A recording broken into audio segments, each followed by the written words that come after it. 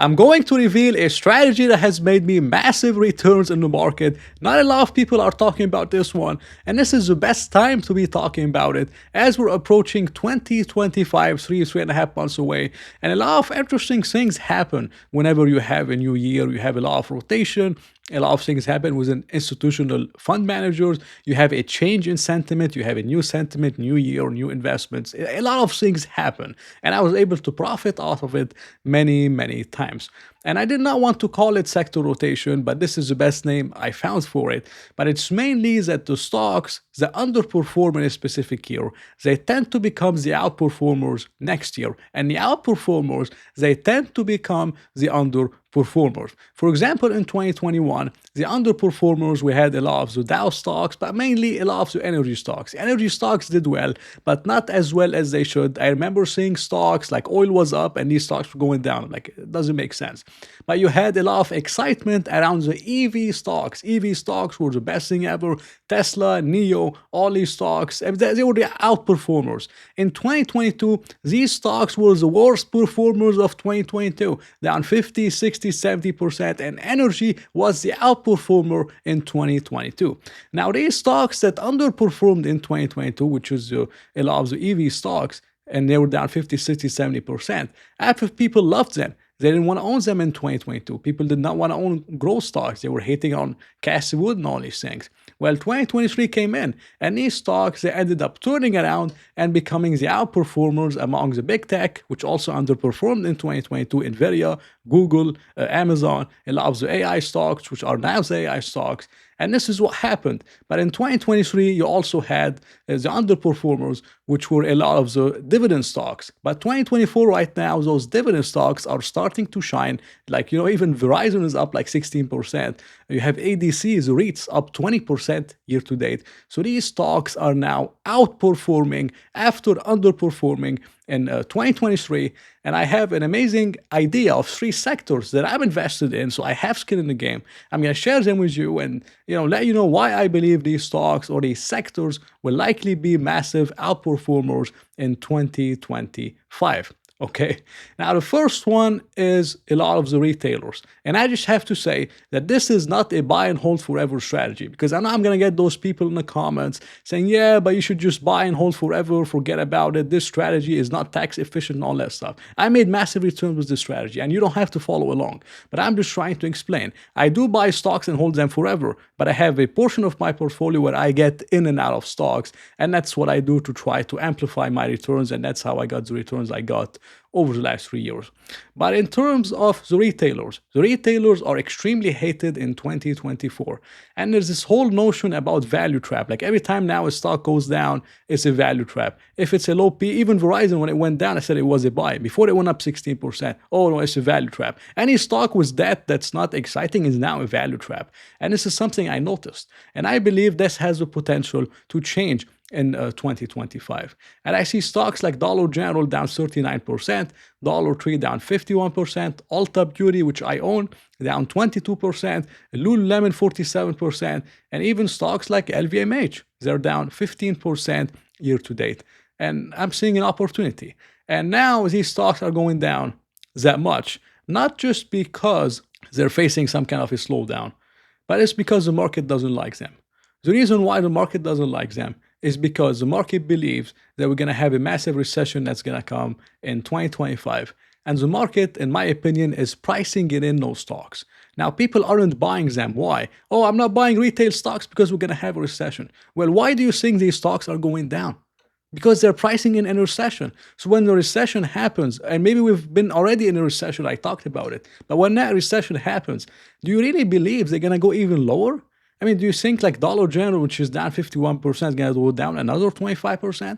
It's possible, but I'm just not seeing it. So the setups that I'm seeing personally is these stocks are pricing in a recession. And once this whole recession stuff happens, if we're not in it already in some kind of recession, these stocks are going to go up into a recession. And I've seen it before. And this is the main setups that I see. Because it cannot be so obvious that, oh, we're waiting and then the recession comes, the stocks go down. When the recession is over, we buy them and they go up. It's not how the market works, guys. It's never obvious. The market is not rational. Those things get priced in beforehand. So I wouldn't be surprised if these stocks are bottoming out right now. and it will likely go up into the elections or even a little bit after the elections going into 2025. And 2025 is going to be a much easier year for them on comp basis because they compare year on year. So 2024 was a horrible year. They compare 2025, which is likely going to be better than 2024, and it will look better because 2024 was such a horrible year for a lot of those retailers. So I'm just not seeing how retail stocks are going to underperform in 2025. I think they will be amongst the outperformers in 2025. And my favorite one out of all those four, or out of all five pretty much, I mean, I like LVMH, but my favorite one really is ULTA, which is Ulta Beauty. And I compared it to something like Dollar General. Dollar General is trading at 14 times, Ulta around 15 times, so almost the same multiple. In terms of the growth, it's pretty close in terms of growth expectations on EPS. So you're getting pretty much the same growth, the same multiple, but Ulta Beauty has no debt, as in an amazing position to be buying back stock at this price, while Dollar General has a lot of debt and they're not buying back stock. So that's why I went with Ulta Beauty, but I also like Lululemon. So if I had to bet on something with this sector, I think most of them will ultimately move in together because of how sectors work. They go up together, they go down together, as you could see. But if I had to choose, I mean, I would go with Ulta. I think it's a safe option. The second one, which a lot of people are hating on right now, is mainly the oil stocks. And I posted this on my X account. I said oil stocks are getting very interesting. And a lot of people saved it, a lot of people liked it. I think because investors aren't really paying attention to the oil stocks because they're so blinded about the recession narrative, Warren Buffett's largest cash position, which every year Buffett's cash position makes a new high, but that's the narrative, you know. None of that stuff will make you money, by the way. And all these things, people are distracted about NVIDIA, AI, what is NVIDIA going to report? And maybe it has no relationship to their investment because they're worried their investment is going to go down if NVIDIA goes down. So there are so many distractions. I think that's why a lot of people liked it and a lot of people saved it.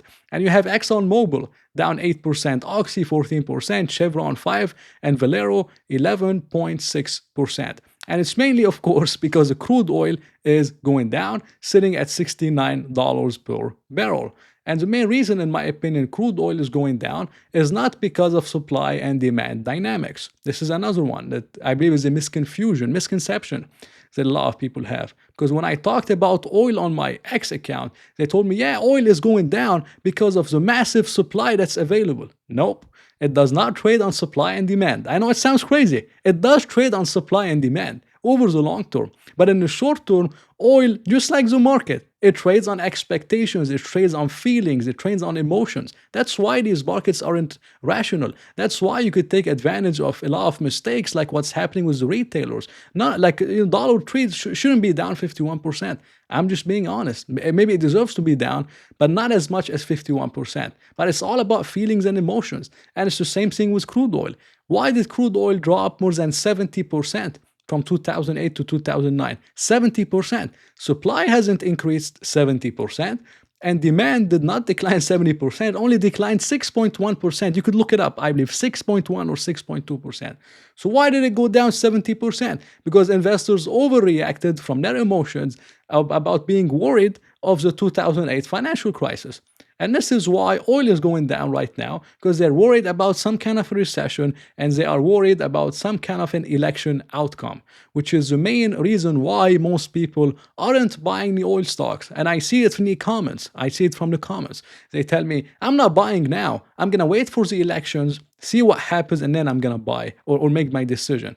But the problem is that everyone else is waiting for the elections. And if everyone is waiting for the election, if the majority have this thesis, it means the opposite will happen. It means oil will bottom out and will likely go up before the elections happen, before it seems obvious that this is the time to buy.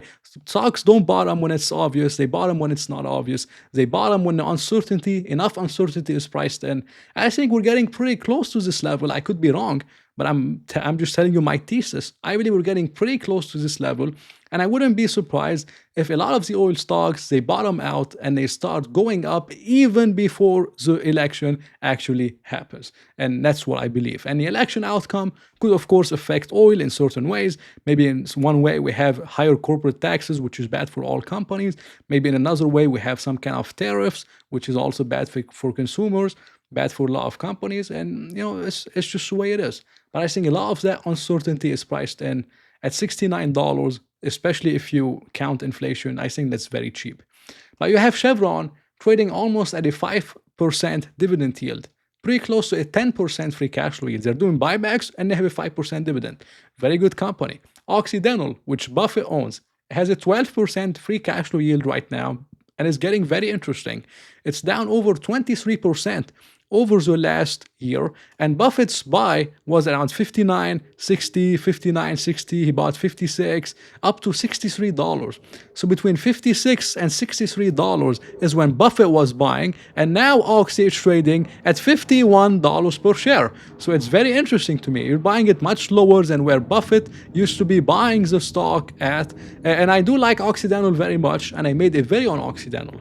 And if I had to choose an oil investment, I would be choosing two stocks. The first one is Occidental Petroleum that Buffett actually owns, and the second one could be one of the refinery stocks, because the refinery stocks are down much more than the oil stocks. You have MPC, Marathon Petroleum. I discussed it in this video if you're interested. I did a deeper analysis. It's down 14%. And you have Phillips 66 PSX. It's down 18%. I like those two stocks very much, and they mainly trade on the crack spread, which is pretty much skyrocketed after the lockdown, after the Ukraine war. We had a deficit in terms of refined product, refined petroleum, and or gasoline, I should say, and now it came back to earth. And I think there's a lot of upside catalyst from here, as the world isn't really building more refineries, especially in the United States. A lot of them are shutting down even, which is going to affect supply and demand over the long term very, very much. So I like it over here. And if I had to choose, I would choose MPC or PSX, and I would combine them with either Chevron or Occidental.